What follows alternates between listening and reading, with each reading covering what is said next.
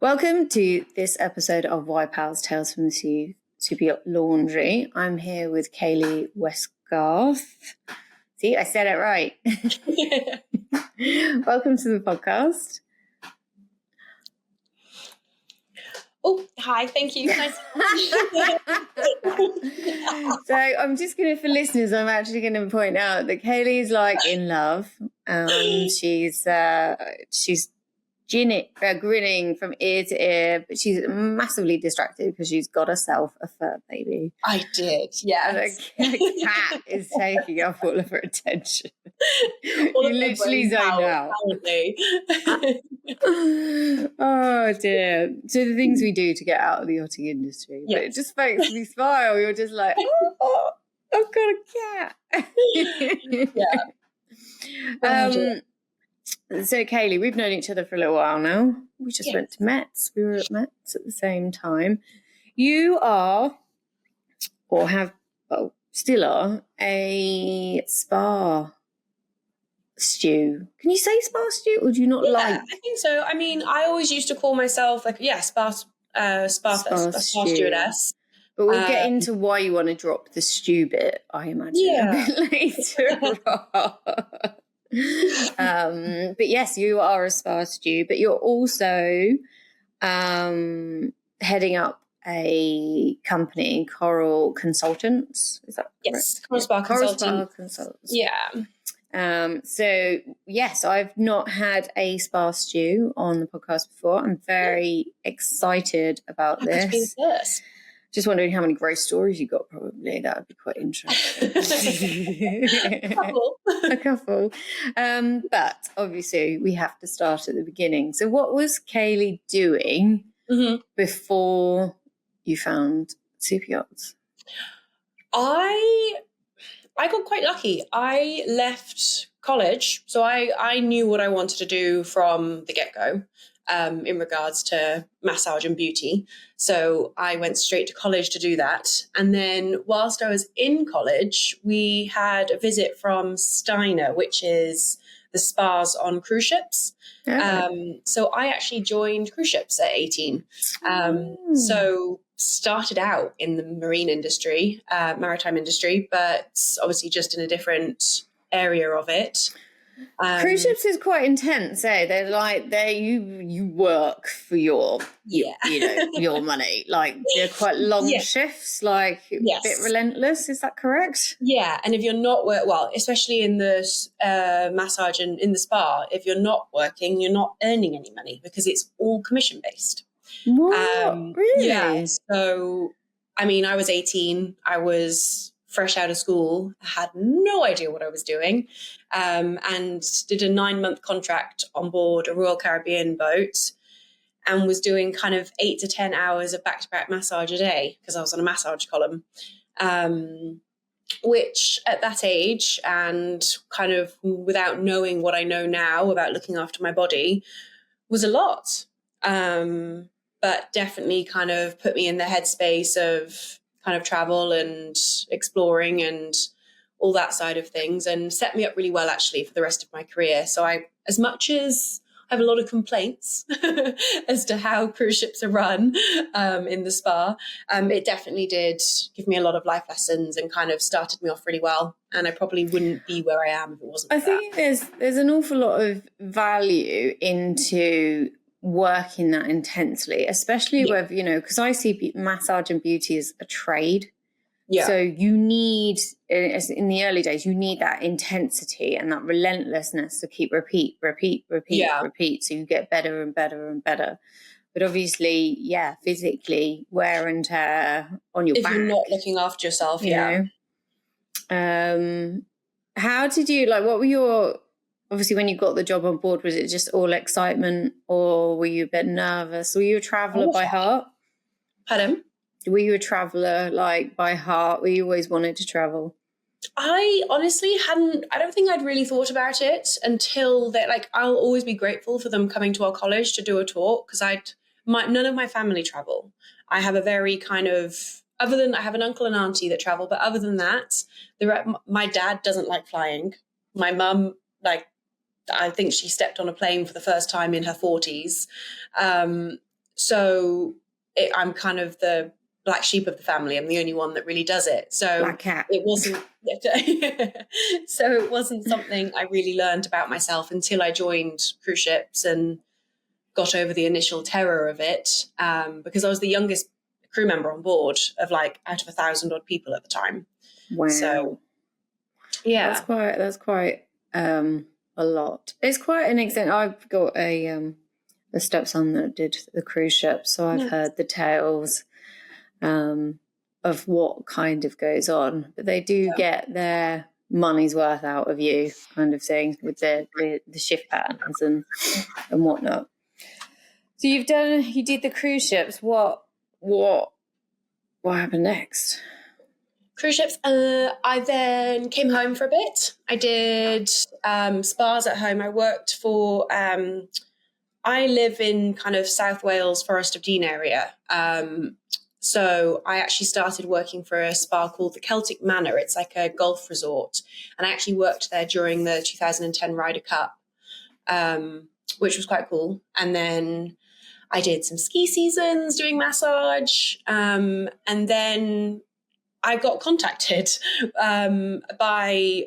She since found out she was the wife of a captain, and she's amazing. She's kind of does a lot of bits and pieces for the industry, but she reached out and was like, "Would you like to interview for this role? We found your CV on a spa website." And I went to London for an interview, had no idea what I was interviewing for, and somehow got the job for a new build, kind of 80-meter new build as a spa stew. And they paid for my ENG1, my STCW. Yeah, so I kind of just stepped in and kind of turned up and was like, oh, that's a yacht. That's really, because like I said to you before, like I mentioned before, I do see it as a trade. So, being able to do massage and beauty and stuff like that, you have got the option to travel around the world. I mean, being a hairdresser used to be able to get you residency in Australia. That's mad. Yeah. Back in the day when I travelled to Australia, one of the things that they needed desperately is obviously everybody had mullets and they needed to rectify it. So you could be a hairdresser and immigrate to Australia. Like that got you enough points. I'm like, that's bonkers. But your cat's chirping up. So obviously you kind of.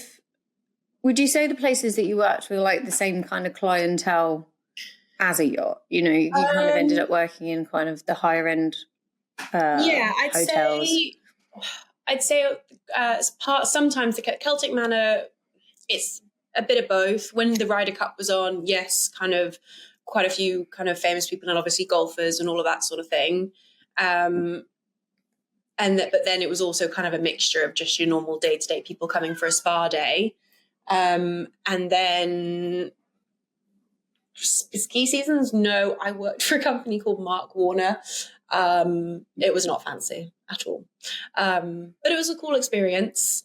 And then yachting. And then, so it was kind of, I fell into it and then just kind of stuck with it really. I did a few bits and pieces kind of in between seasons. I worked for a couple of families, some athletes and things kind of in between my yachting stints.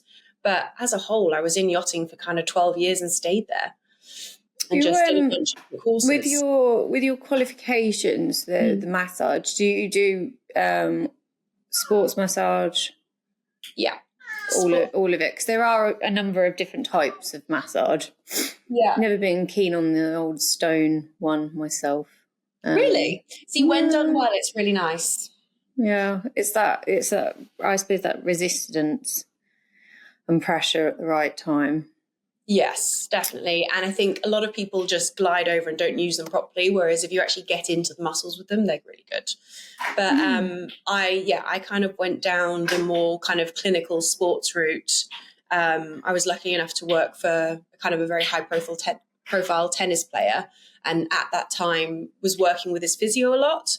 So kind of, I've just had some really great opportunities to learn from other people as well, which is just, and even on board, because I've been on quite a few bigger boats, learning from other spa stews on board.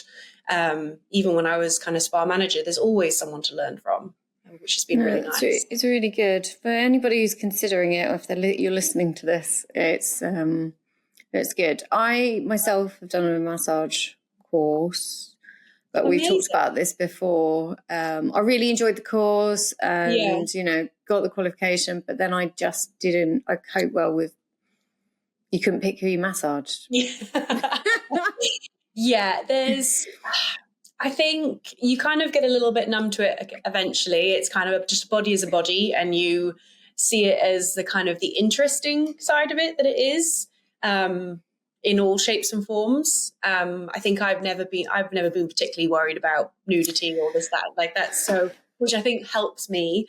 I'm very blasé. Being on a cruise ship and having that, like, they just come through the door like a conveyor belt. I understand you got numb to it, but maybe I should have gone on to a cruise ship afterwards to get numb to it, because I just couldn't. Obviously, coming out of yachting as well, like, to get the first 3 that haven't washed properly, and I'm just like, I can't do it. So my life, it was a very short lifespan. I've massaged a few chefs kind of in downtime when I'm doing the crew, and I'm just like, please go wash the food off of you, like the food smell first before you come back. The lingering, the fat smell that just won't go away from their clothes or their hair.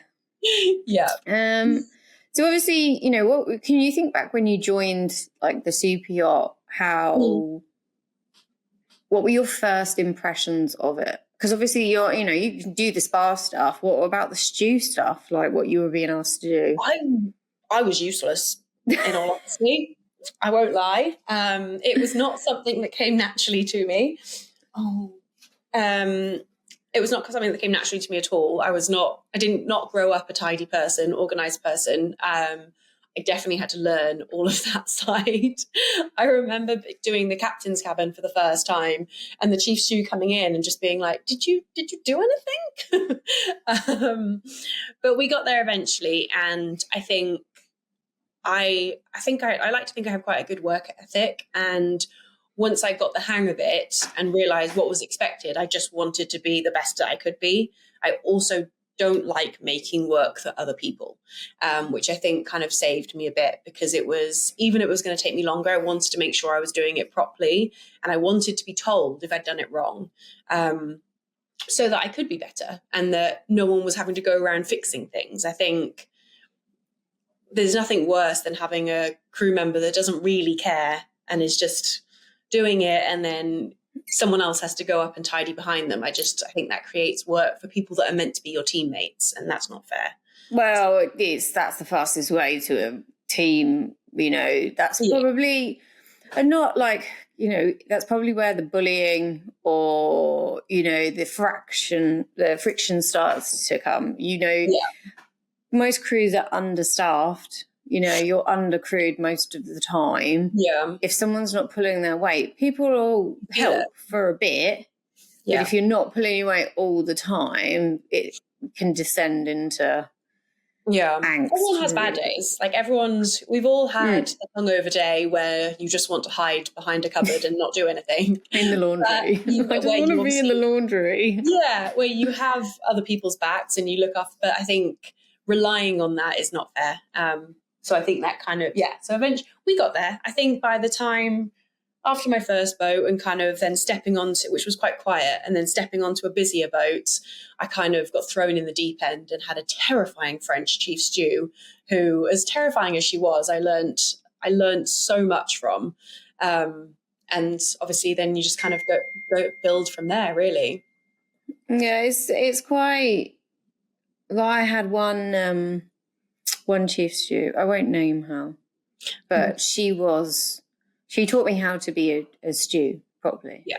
I hated every minute of it. It's when you've got that message on the radio, can you come back to the master cabin? Because she'd done a check, and what have I missed? And then it was like, Well, if you get down on your knees on the floor and you look at that mirror from a different angle, it's got a massive smudge. I'm like, what? Why is anybody on their knees? The really fun one that I used to quite often get was a call for me on someone else's radio, which was the moment where I realised that I'd left my radio in the guest cabin.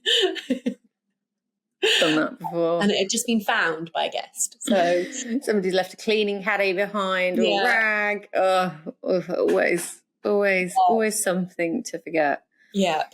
So obviously having your cruise ship experience, you would have thought it was a holiday on a yacht, no? Did it feel it was just different. Yeah, different, because I think you were still working just as long hours. I think obviously the difference was I wasn't doing as much massage. I think I'd almost lost my love for massage on cruise ships because like you pointed out, it's a conveyor belt. So joining yachts kind of really saved me in that respect, because it made me look forward to doing treatments, because it took me out of cleaning for an hour or two. So it really kind of brought that love back, and has made the world of difference over the years. And finding different kind of modalities of massage to go into, and obviously learning better ways to look after my body and treat better, so that I could kind of do it for longer with less injuries likely to happen. So obviously we've talked a lot about massage, but do you do all of it?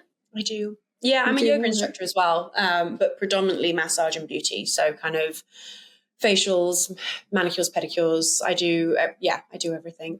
Everything but hair. Yes, I do not do hair. Well, you've got to. So because obviously when you are in part of the interior, you interact with the guests quite a bit, but obviously as a spa studio, it's a little bit more intimate. Yeah, I guess. Yeah, for sure. Had any weirdos, or is everybody who charters a yacht just lovely? I've been very lucky, I think. I've always had very, very nice guests. You get the ones that just kind of walk in, strip off, jump on the bed, and they don't speak to you. So you're like, okay, I'll just guess. We'll figure this out together.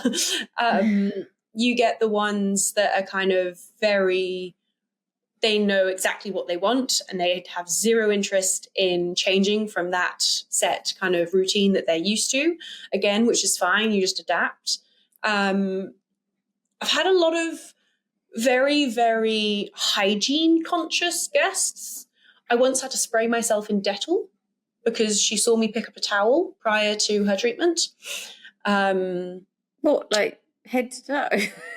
Well, it was pretty much, she told me to go wash myself in Dettol. So we kind of went into another room and just did a couple of spritzes to make it look like so I smelt of Dettol.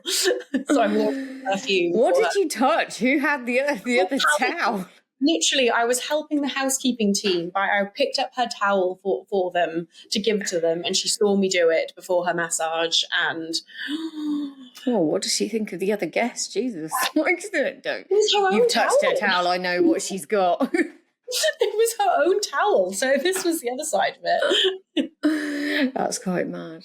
It's quite. You had lots of odd requests. Yeah. Not some. I think the ones I dislike the most were what kind of when you get asked to massage in weird places. Like I've had to sit under the main deck aft table and massage someone's feet before, whilst he played backgammon for thousands and thousands of pounds, and I'm sat there under the table just massaging feet on the teak, like. Is he just trying to put off the other player? Yeah. Reaching over a cinema chair, which was always really uncomfortable as well. But no, it's, again, I think I've been very lucky.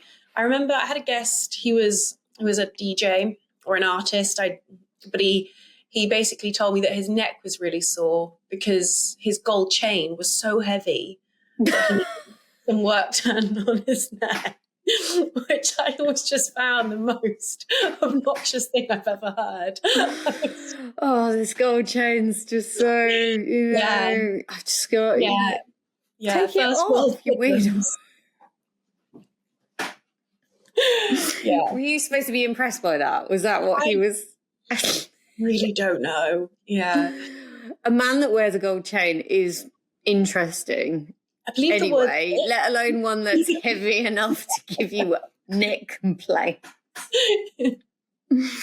Oh, you've got to love guests. They are interesting, aren't they? But no, as a whole, I've had some really amazing guests. Some of the families I've worked with have just been so kind. I think it definitely has always outweighed the occasional strange person you've had. Yeah, I think my stories are a bit boring, really, because I've actually been really, really lucky.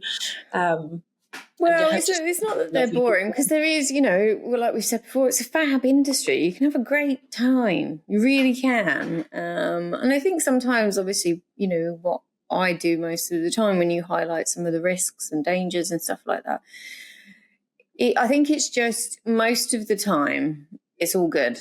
Yeah. But I think there is, because of the nature of the job, if it goes wrong, it generally goes wrong in quite a big way. There's no it's a little bit wrong. Yeah. It's all good or it's spectacularly bad. Obviously, we're about supporting women. From your perspective, obviously, as a spa stew, obviously in these environments where, it is more intimate, would you say that boats, how do you command respect from guests? I suppose that's the way. Do you need support? Does it need to be the tone of the boat before you even take the job on the boat? Because obviously I imagine there's spa stews out there that have worked on boats and been requested all sorts of interesting things. Of course. I think to a certain degree, I've had kind of an air of no nonsense about me when it comes to doing massage. So I think that's probably helped in my respect. Even when I was younger, I think I've kind of, if there's been a moment where I'm like, oh, do I feel uncomfortable? I've always been quite good at shutting it down quite quickly. And I think that also very much helped as I progressed through my career. Obviously, I ended up as spa manager. So towards kind of the last 5-6 years of my career on board, I was in that role. So I had girls to look after. I had a team that, yes, they were doing housekeeping as well, but when they were in the spa, I was responsible for them and their safety. And I've always been, I think by that point, I was not very good. I did not take nonsense very well. So I was very upfront with my guests of, yes, you can have this treatment now, but if you're happy to wait 15 minutes, I would like so-and-so to go and have some lunch first, because then she's going to be more alert for her treatment. And it's going to be a nicer treatment for you. And I think sometimes we dance around guests and we give them exactly what they want straight away and to the detriment of your crew. Whereas sometimes if you're just honest and yes, we can absolutely do this treatment for you, but are you happy to sit and have a cup of tea in the relax lounge for 15 minutes whilst we make sure that the room is ready for you, the therapist is ready, so that they can really give you their all? Because the minute a therapist is not giving you all of their attention is the minute you can feel it. If a therapist isn't paying attention and they're maybe kind of one hand on thinking about what they're going to have for lunch, your treatment's not going to be as good. Yeah. Or you're going to hear their tummy rumbling. So it's... I think setting the tone as you start, and also guests are human. Exactly. So who's going to say no? I don't want her to eat. I want her to start now. Yeah, and I think that was something I really tried to kind of implement in the spa, was that yes, we can absolutely do this, and we want to give you the best service possible, and we can do that if you're just happy to wait 10 minutes for us. And I think that kind of, one, it allowed the girls to kind of feel a bit more comfortable in knowing that kind of, and if they weren't comfortable, then I would step in and be like, if you're not comfortable doing this, I will do it. Like, I would rather that than you feel in that position at any point. But yeah. Have you ever been offered any kind of, you like, that job sounds dodge? No, once I'd say. But even then it wasn't, it was kind of very quickly, do you know what? I'm going to step away from this. It was more just because the guests they kind of pointed out that the guests like to kind of have treatments at all times and in their cabins and all these sorts of things. And I'm like, on a massage bed in their cabin? They're like, no, just in bed. I'm like, do you know what? Like, I know that having your feet massaged at the end of the day, like before, as you go to sleep, sounds lovely, but I'm not in that place that I want to accept this role. And like, if I'm going to do this, I want to be doing this properly. So, and I think I was spoiled in that I had the ability to feel comfortable saying no, but and the experience behind me that I was happy to say no to those things. Yeah.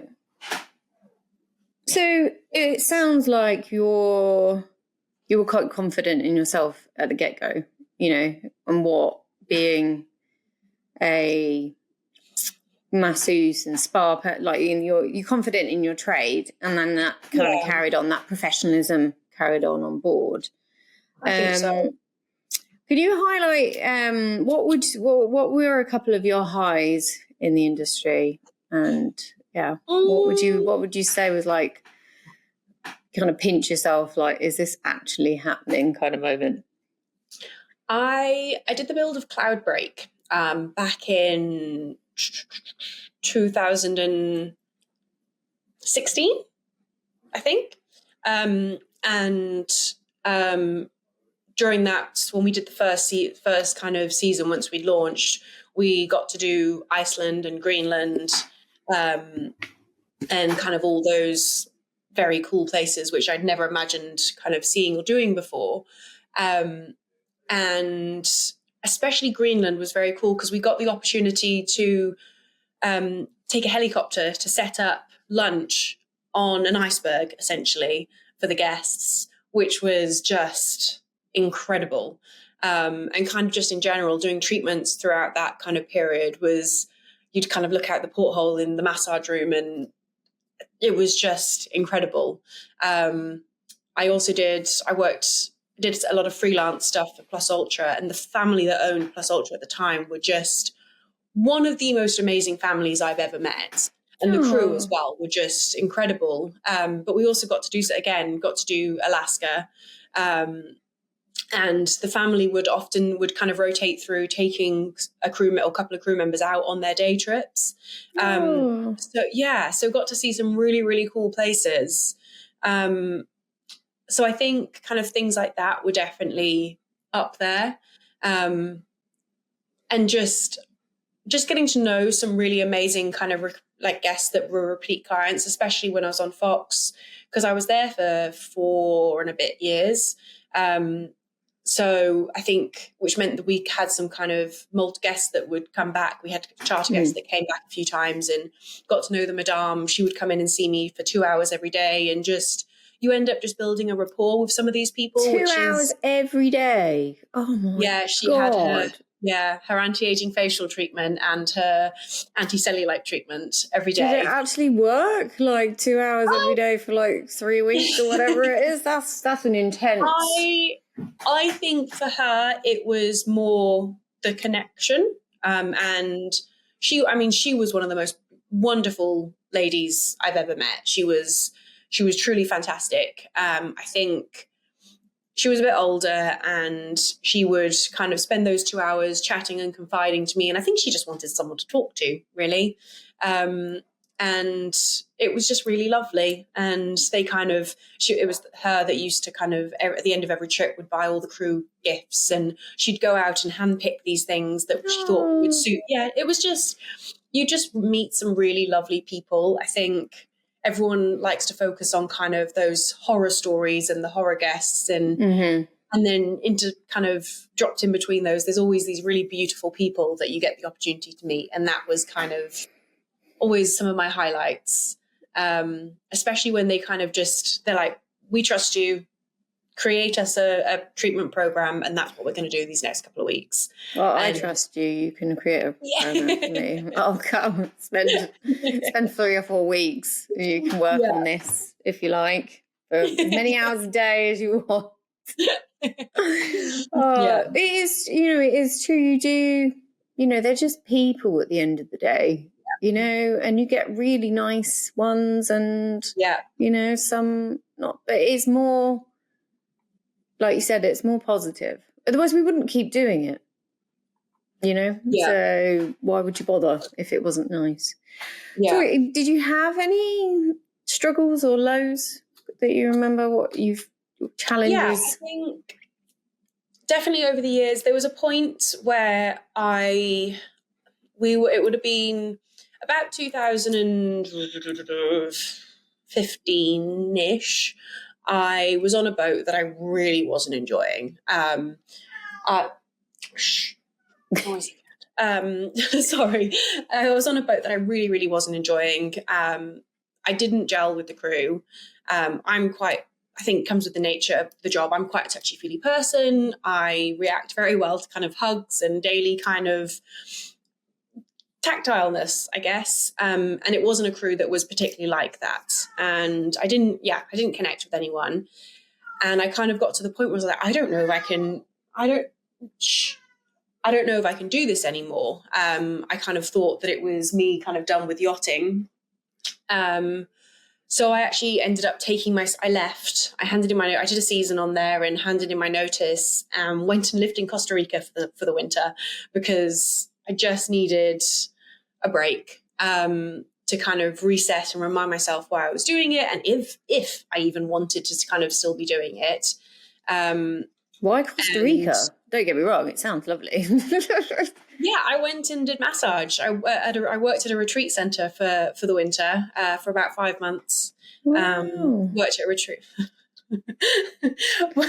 retreat centre, and did massage and taught yoga and just watched sunsets and was up for some. It was just the reset I needed to kind of remind me what I enjoyed about my job. Because it was a boat that I really, really wasn't happy on. And I think, oh God, is she going to climb that curtain? No, she's just having a look. We'll keep it in if she does. That'll be one of the outtakes of this podcast, if she does decide she's climbing the curtain. But yeah. What was, obviously you took a job at a retreat for kind of a break. That doesn't sound like a break because you're still working. But what is the stark difference between working on board and then? Because when I say working, it was a retreat centre that I had been to a few years before, had made friends with the owners, and they'd basically said, if you're ever here again, we'd obviously love to have you, So when I realised that, I was like, I'm just not in a good place. I realized that I was getting into some like toxic habits that I think quite often happens in yachting when you're not happy. You either drink more than you're used to, or all these different things. You kind of, and I think when you're not happy, obviously in a close crew, or when it's a smaller crew, it's very obvious, and it's hard on other people as well. So I took myself out of the environment. But yes, I was maybe doing 2 or 3 massages a day. I went with savings so that I didn't have to. I was working because I wanted to be working. I was doing massages I was doing massages on an outdoor pavilion in the jungle with howler monkeys around me, and I mean, I just don't see that's working. I just happened to get some money at the end of it. It sounds like that it really is your passion, like you said, you knew from the start, and they always say that the trick is that it doesn't feel like work. Exactly. Well, that sounds horrendous. Like, I don't, where's the retreat? Send me the address. Honestly, like literally. See whether Tim will let me go. Massaging these beautiful yogis, like it was. That sounds. There was a few Brazilian We'll jiu-jitsu. put the address to the retreat in the bio of the podcast, ladies. Obviously, if you needed a break. It was really. Do you know what? It was a really hard time for me. Yeah, tough. It sounds like you were slogging it out, you know? I feel very, very sympathetic for you.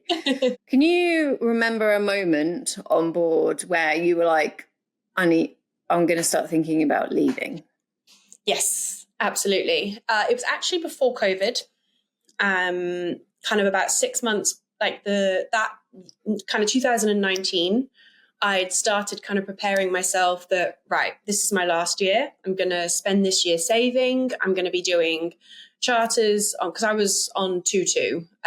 So I was like, right, I'm going to be doing charters on my off time.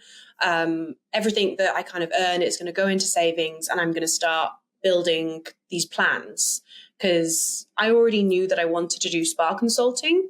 So I started thinking about a logo and what that was going to entail, like who I needed to reach out to. Is that because of doing spas on new builds? So you're like, yes. that's, obviously you enjoyed that. Yeah, it was noticing the same recurring problems each boat I joined. And it just felt like, even on Fox, I joined very, very early in the build. And even with that, there was still stuff that I wasn't able to kind of talk to them about because it was, oh no, the drawing's done. This is done now. We just have to find a way around it. And I just think for the money that they're spending and the level of service that they're expecting, the sentence, we'll just have to make do, shouldn't happen. Not if you're spending that much money. You might as well get it right from the start. It happens in the spa a lot. It's just you kind of walk in and you're like, okay, well, we'll figure it out. We'll make do.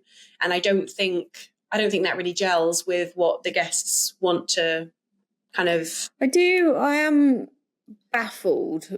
You know, obviously you were at Mets and I was, and when there's lots of people talking about builds and stuff like that, I don't understand how there are boats that are being built now that have the same problems that people talk about. You know, like you've got to try and make it as easy as possible for the people that are providing the service. Yeah. You know, and then if that means a bit more of a crew mess or cabin space, or in the spa or in, storage in the LAS, or, one of the classic boats that I worked on, they didn't put a full-size fridge in the bar on the sky deck.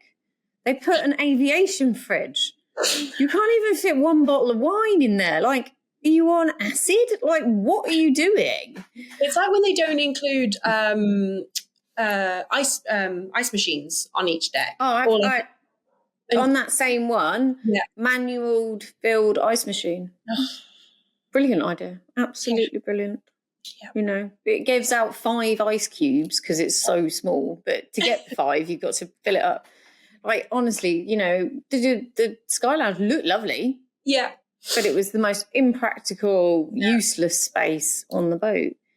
So do you think that's changing a little bit with building now? Absolutely. You're starting this, Yeah, and I think it's throughout, because I think the interior is, and specialist areas in general, whether it's the galley, the interior, the spa area, water sports, I think they're getting better at hiring people that know those spaces, because they're all spaces that it's a service, and the people working in those spaces, if we're doing a good job, they have no idea what's going on behind the scenes. No.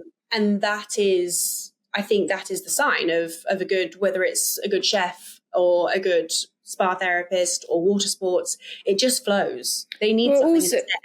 Well, like what you said, though, if it's not a comfortable space for a spa individual to work in, the guests will feel that because you'll be stressed out and annoyed.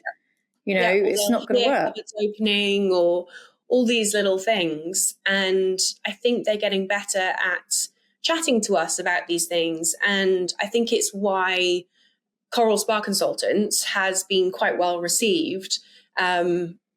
We've done actually quite a number of, I've done quite a number of talks at kind of some of the big interior design companies, just doing a presentation on, hey, your space is beautiful, it's incredible. I just want to make it as operationally friendly as possible so that you're getting the best out of this space, rather than, yes, it looks amazing, but hang on a second, I can't actually do this because this isn't, XYZ isn't here. And I think the fact that I definitely don't want to kind of diminish what they've done, or I don't want to have zero interest in designing a spa. I'm useless at that.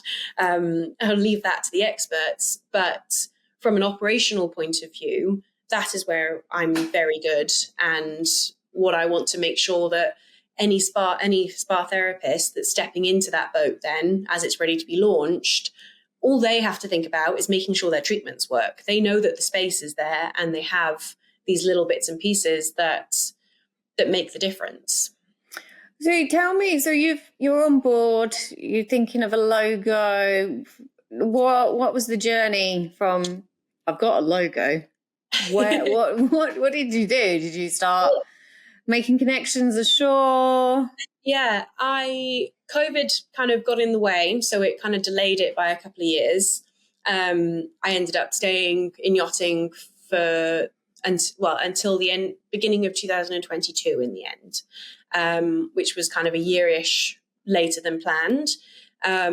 But I basically started reaching out to kind of old projects I'd worked with, kind of going through my kind of contacts and just making a list of, okay, these are people I can look at contacting once I have a business plan in place. Who can I kind of maybe say, like chief stews, that I was kind of thinking small, I think, at that point.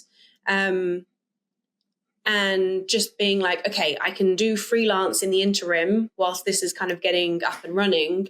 But I can also I think the first year, myself and an old crew member, a friend of mine, we went to Monaco Yacht Show and we just kind of went around and just tried to introduce ourselves to people and explaining what we do and what I do and all these sorts of things. With not much luck at first, in all honesty.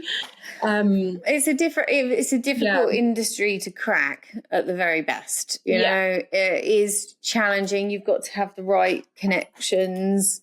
And also, you know, like anything in life, you've got to kind of prove yourself in a way, you know, like you're not just a spa stew anymore. You've got more input to give. Yeah.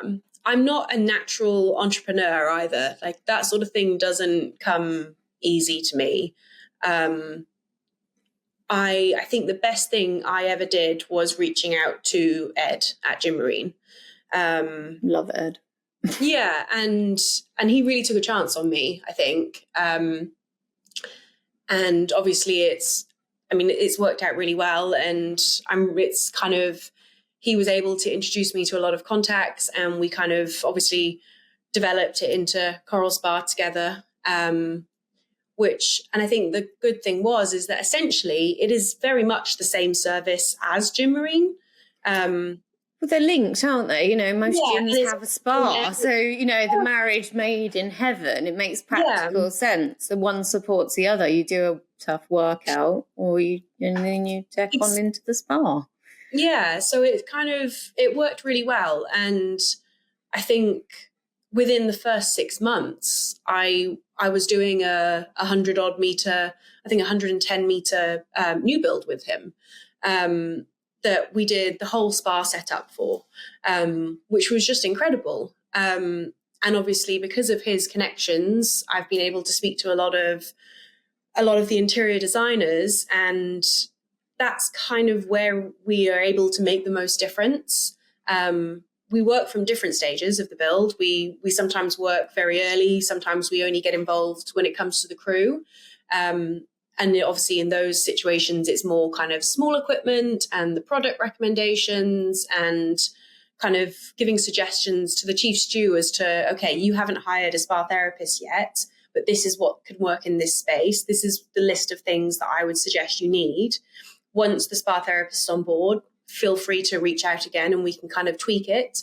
But it gives you a starting point. So the chief stew who has 10 million other things on their mind, where we're taking one of those things off of them so that they can concentrate on the rest. And then with the interior designers, we can actually look at the floor plans. We'll look at the GAs and, okay, have you thought about how much space you actually have around this bed? you want to be able to offer all of these treatments in here, so why not think about a multifunctional bed? Or just these things that when you look at them early enough and you can think about the plumbing and the placement and the fact that certain things have 12-week lead times, and the spa therapist isn't arriving on board and then having to order things from Amazon and then hiding them every time the interior designer comes on board. So obviously you've, what is it, 2 years now, Carl Spa? Yeah. Yeah? It'll be 2 years in April. 2 years in April. Obviously, there's lots of ladies out there that have got an idea. They might even have a logo right now. And they're like, oh, maybe I could do this. Looking back on this last 2 years, what would you say they perhaps need to think about that you didn't pan out the way you thought? My biggest regret's the wrong word, but my biggest thing I wish I'd kind of been more on top of at the beginning is the contacts. For instance, I was in Lursen on a build for almost 2 years and met so many people that kind of would have been great to be able to contact later on down the line. It would have been remembering to not just kind of chat on a day-to-day basis and enjoy a drink if you saw them in the pub later, but actually kind of be like, oh, actually, I'd love to get your contacts for later on down the line, just in case, because these people that you make friends with in that moment, but it's just kind of remembering people's names is horrible. Yeah. When you're walking around Monaco, you're like, hi, I do know you. Not really sure where. Yeah, it's kind of thinking about, even if you don't think that, even if they might not come in handy later on down the line, it's kind of keeping those connections going. I kind of wish that I'd not been so slow. I guess obviously I wasn't in that mindset back then, but I wish I'd had the wherewithal to kind of think, okay, wait, hang on a second. This person deals with a lot of new builds at this shipyard. I already really enjoy chatting to them. Let's just make sure we keep a note of this for later on down the line. You never know. No, connection is a big thing. In the industry. You've got to be connected to the right individuals. Yeah. Go to the right events. That kind of stuff. Obviously you're at the forefront of kind of maybe, what would you say, a change in the spa side of most new builds want a spa? Yes. Considering when I joined yachting, it was a room with a massage bed in at best. Kind of tucked in a corner because they'd had a spare space. The fact that now boats have cryo saunas on them and hammams, and it's a whole wellness environment, a whole wellness deck, is just incredible. I think there's been such a change in how people view yachting, because especially since COVID, they don't just come on for a holiday now. So many more people are coming on and they're either living on them, or they're coming on and they still want to be able to do their general routine. They want to be able to kind of work out in the morning, have their afternoon massage or their afternoon steam. Well, that's the change in the world, It's that whole, you could be a floating office, technically, but it's a floating house instead. Exactly. Floating mansion on the water. So you want all your comforts at the same time. And I think that's made such a difference. And it's the biggest thing that we've kind of spoken to clients about is making sure that space flows. So it's kind of looking at it from a kind of more holistic approach and taking into consideration that client's specific preferences. Maybe they're the sort of person that goes for a sea swim every morning. If that's the case, do you want to then make sure that the walkway then goes straight so that they can jump in the sauna or the steam after that? Or you have a shower nearby, or all these little things that you can really tailor it to suit the client. And I think this is what we're seeing more of now, is people really thinking about those spaces and how they're going to use it. And then it's, okay, then I can come in and be like, okay, if that's what you want to use that for, this is a great idea, or this works well in that kind of space, etc. Or if you want a cryo sauna, let's not maybe put it next to the water area, because otherwise you're gonna get frostnip. Oh, that's so funny. So Coral Spa, what's the plan? Like in the next 5 years, where are you? What's happening? Hopefully doing lots more new builds. I think that's obviously an element I really enjoy. We also obviously do kind of supply products as well. So I'd like to kind of be working with more kind of, as well as working with the yard and the interior designers. I really love the projects that then we end up working with the chief stew and kind of the interior team and helping kind of decide on like their product ranges and, you know, kind of getting them samples sent out and that sort of thing. And I'd love to be doing more of that so that it's kind of like we're helping with the whole process and you kind of see the end result, which is really nice. We're also talking with Paragon Studio about potentially kind of creating a portable massage bed, because one of the big things we've found is that all the manufacturers we work with, it comes in one standard finish. It's whatever the wood is and whatever their upholstery is, and that's it. It's ready-made, which is great because it means they're ready very quickly. But so many of the interior designers, they want it that certain shade of cream, or that's so I think, like, yes, we can, but it's going to cost you. Exactly. So we're looking at potentially seeing how feasible that would. I think that would be a pipe dream for me, to be able to come out with something like that and a massage bed that's comfortable and also looks beautiful and all these sorts of things. But that's a long way down the line. For now, I'm just really enjoying it. I obviously do the occasional hands-on bits and pieces here and there, which I really love too. But yeah, just kind of growing. And obviously Ed from Gym Marine, Ed is, I mean, he's incredible. He's an incredible businessman and incredible entrepreneur. And I think it's just a matter of learning from him, really.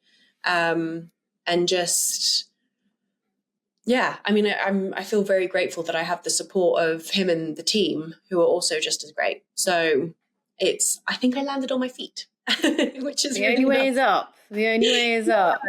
It's very, very exciting.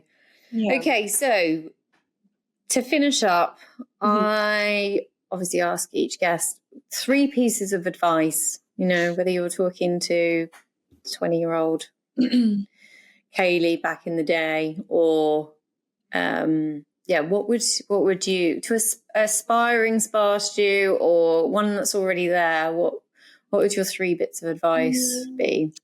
The first one would be just kind of crew in general would be, I joined yachting when I was about 20 and had no idea about kind of money and being safe with money. So it would definitely be, you know, just put aside a little bit every month.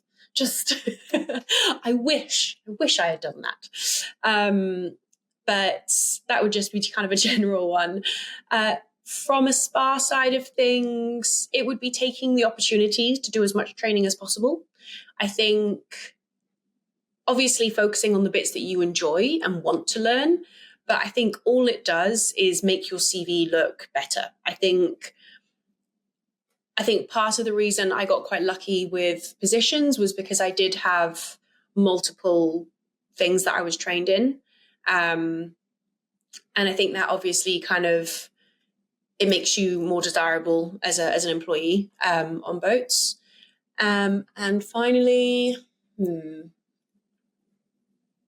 I think take the time to look after your own body would be, I think when I didn't work out at all when I first started in yachting. I didn't even own a pair of trainers until I was about 26. But I think that I noticed a considerable difference in my kind of health and mental well-being when I started kind of just taking, even if it was just doing a 30-minute something or other that someone had written for me on my break, or kind of whether it's yoga or workout, but just looking after yourself and your posture. And that as a spa therapist, even just as a housekeeping when you're making beds, I think it keeps you healthier in the long run. And the earlier you start that, the better.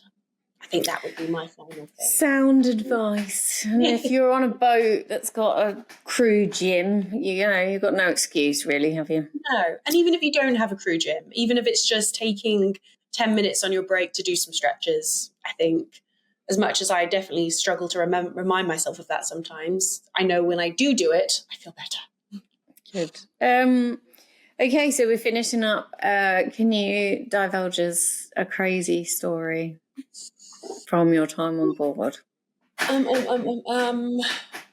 Oh God, my mind's gone blank now. We've had all sorts. We've had Rogue, obviously the first one, which was Emma Ross's Rogue dildo that just went walkies. That was quite funny. Somebody else got shot at because they didn't buy a bar tab. It can be anything, anything you want. I think one that always sticks with me was actually the same lady that made me spray myself in Dettol. We learned that she did not like stewardesses in the cabin when she was in there. So if you were in there cleaning and you heard she was coming, you got out of there as quick as possible. We were in this particular boat in the bathroom. We had an emergency escape exit, kind of like hatch in the wall in the bathroom that then led through all the engineering spaces and kind of popped you out in the crew mess. We basically didn't realize she'd come back, heard her in the bedroom, and me and the other girl that I was working with kind of really quickly grabbed all our stuff, climbed through the emergency exit, and we're there crawling through the engineering spaces and just popped out with all of our stuff, just being like, no one warned us to run away from this guest. That's a bit extreme to make sure that the guest is happy to go through, because those spaces are quite small. You'd be like... Yeah. We were like, just so you know, we've done the safety checks for that particular hatch this month. Then they work. The things we do to keep guests happy. It's just mad. It's just mad. Thank you so much for coming on to the podcast. I've really enjoyed it. And it is incredible. You're kind of like another pioneer in a way, adapting to... Or creating a business when in these changing times, things are changing, lifestyles changing, and what you've created so far is pretty amazing. And now you've got your fur baby, so you can't go away as much. I know. It's definitely stopped me being tempted to go back to yachting. It's going to make it more difficult. It will make it more difficult. So no, I really... I admire what you've done, and I'm sure it will go from strength to strength. It's really quite incredible. We are going to finish up now. So if you're listening to this podcast, contact details for Kayleigh and Coral Spa Consultants will be in the bio. Obviously, feel free to reach out to her if you're on board at the moment and you've got crazy guests that want spa advice. If you like this episode, we've got more recorded, more on the horizon. So please join us again. But until the next time, see you later. Bye. Ta-da! Thank you so much, Cherise.